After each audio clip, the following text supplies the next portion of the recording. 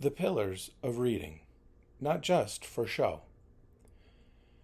I remember only a handful of things from my high school history classes. I'm not entirely sure why, but one that sticks with me is Greek columns, the three main types, to be exact: Doric, plain, no frills; Ionic, the ones with the little scrolls, ions on top; and Corinthian, the extravagant ones, carved with leaves and all those extra syllables. Whatever the style, each column had one job: to hold up the structure. Strength first, decoration second. That idea stuck with me. A structure is only as strong as what holds it up. Years later, when I first encountered the term pillars of reading instruction, I couldn't help but think back to those columns: Doric, Ionic, Corinthian. The metaphor wasn't just decorative, it held up, just like the columns themselves. In 2000, the National Reading Panel released its report, Teaching Children to Read, offering recommendations to Congress and educators nationwide about what matters most when it comes to teaching reading. The panel named 5 essential pillars of reading instruction: phonemic awareness, phonics, fluency, vocabulary, and comprehension. New York State later added a 6th, oral language. When I'm in a room full of teachers, I like to quiz them on these pillars. Most individuals can name a few. As a group, we usually get all 5, and a handful will proudly add the 6th for extra credit. It's a handy framework, one I believe every teacher should know, especially in this era of the science of reading, a movement grounded in decades of research on how children best learn to read. Whenever a group comes up with these pillars, there's always a round of head nodding, but then I invite everyone to ask a harder question. Do you treat each of these like a true pillar of reading instruction? Or do you treat some of them more like ornaments, like the flourishes on a Corinthian capital? Are they true supports or just afterthoughts, tacked on after the real instruction? This isn't about guilt or shame. It's about being honest with oneself, the kind of honesty that can lead to action. To be fair, I haven't always treated all of them as pillars myself, not in my teaching and not in my staff development work. Early on, when I was still new to consulting, teachers would often ask me, "But Mike, what about vocabulary?" And I had to be honest. I didn't have much to say. I wasn't treating vocabulary like a pillar. My instruction amounted to tossing a sentence with a tricky word under the document camera and asking kids to guess the meaning. That was it. The whole strategy. Looking back, I hadn't built that pillar at all. But then I began reading up on vocabulary, experimented with different strategies. I watched how students responded. I shared what I was learning. The result of that journey was Word Love, a vocabulary curriculum rooted in research and shaped by years of classroom experience and refinement. It grew out of a moment when I looked in the mirror and admitted that I hadn't been doing enough. And that wasn't the last time for me either.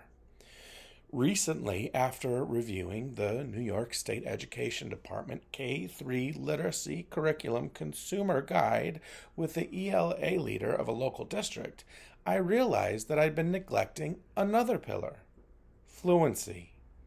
When the district leader asked me to lead a K-5 staff development cycle on that topic, I had to revisit my old fluency materials. When I opened those old files, the timestamps were telling.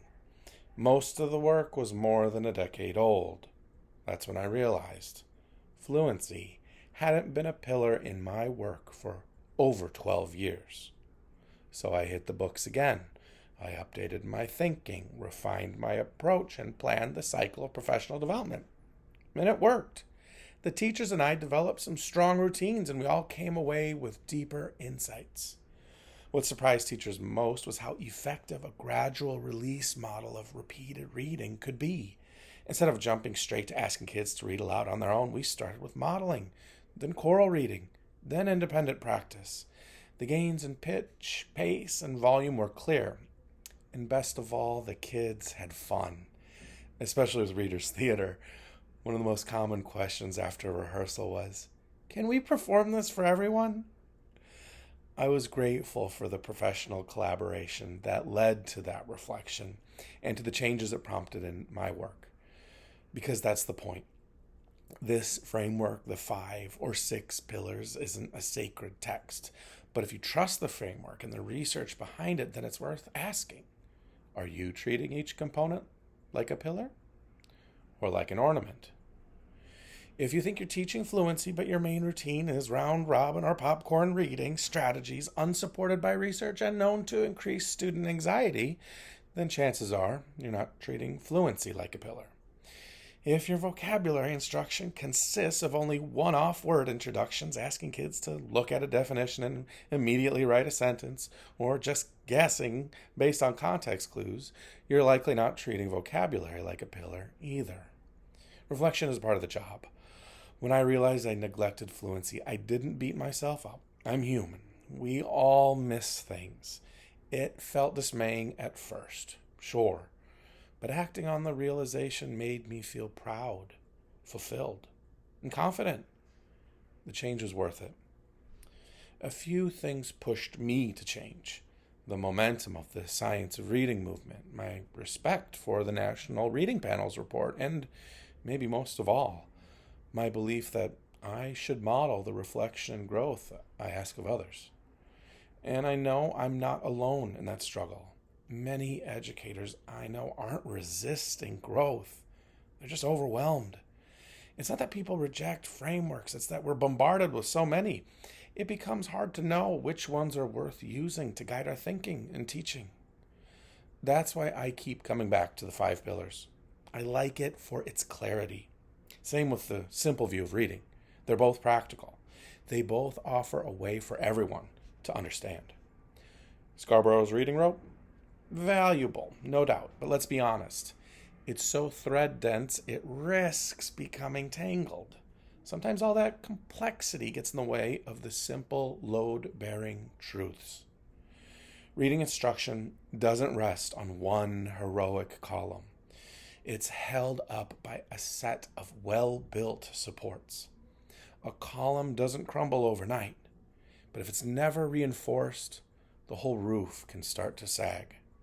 So the question remains, are you treating them all like pillars? Or are some of them just the frill and the fringe, visible, familiar, but rarely called upon to carry the real weight?